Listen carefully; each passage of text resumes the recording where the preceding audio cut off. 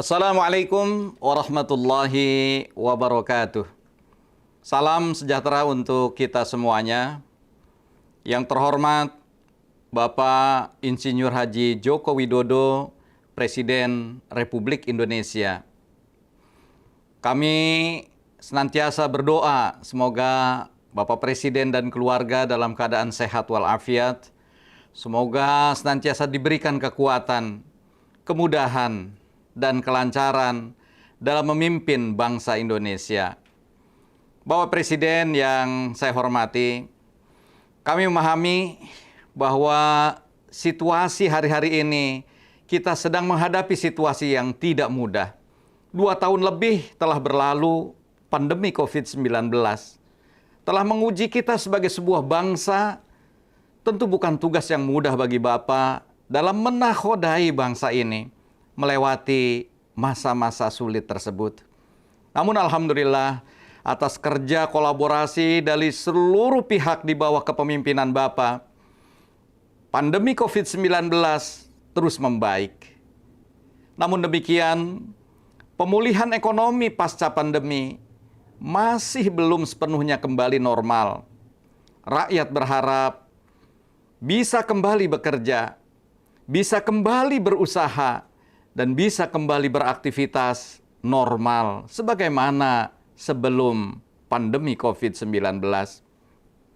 Di saat rakyat masih berjuang untuk bangkit kembali, kami mendengar bahwa Bapak akan menaikkan harga BBM bersubsidi berupa Pertalite dan solar.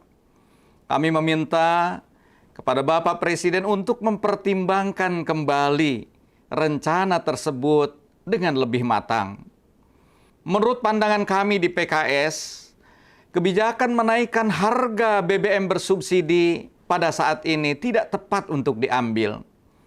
Kebijakan tersebut menunjukkan bahwa pemerintah tidak berempati dengan kondisi masyarakat yang masih dalam kesulitan ekonomi pasca pandemi.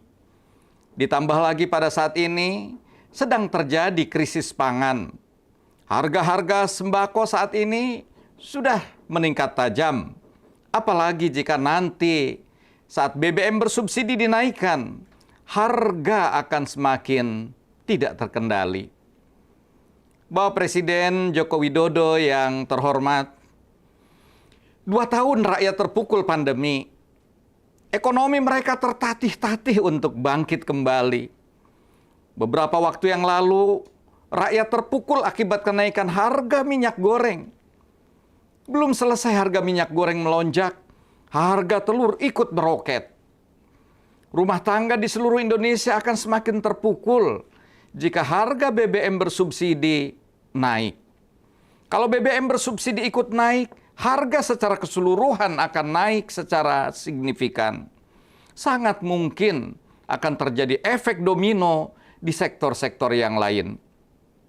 Kenaikan harga BBM bersubsidi akan menurunkan daya beli masyarakat, khususnya masyarakat kecil yang kondisi ekonominya belum pulih pasca pandemi.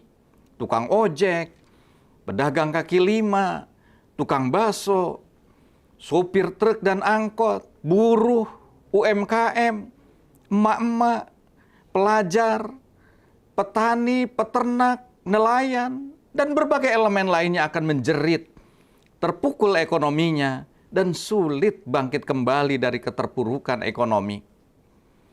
Bapak Presiden Joko Widodo yang terhormat, PKS memandang kenaikan harga pangan dan energi secara bersamaan akan langsung berdampak pada meningkatnya jumlah orang miskin. Karena mayoritas masyarakat kita berada dalam kategori rentan miskin, sedikit saja ada guncangan ekonomi akibat kenaikan harga BBM bersubsidi, maka itu akan membuat masyarakat rentan miskin tersebut menjadi miskin.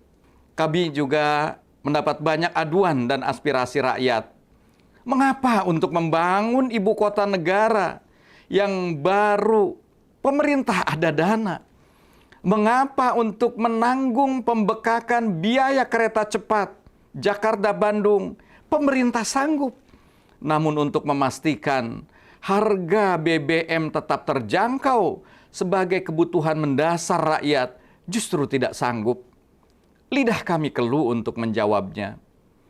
Bapak Presiden Joko Widodo yang terhormat, kami juga memahami bahwa Bapak Presiden akan menyalurkan bantuan sosial sebagai kompensasi kenaikan harga BBM bersubsidi.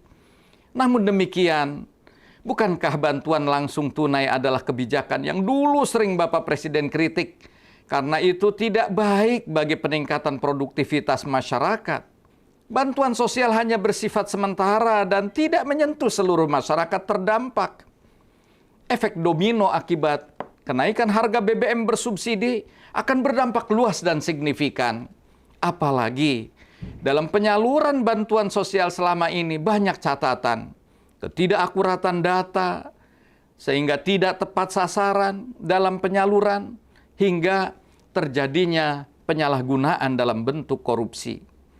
Kami memandang bahwa pembengkakan biaya APBN seharusnya bisa dikurangi dengan melakukan usaha yang lebih ekstra dalam melakukan efisiensi APBN agar bebas dari pemborosan belanja dan menghindari praktek korupsi serta pengawasan yang lebih ketat terhadap konsumsi BBM bersubsidi.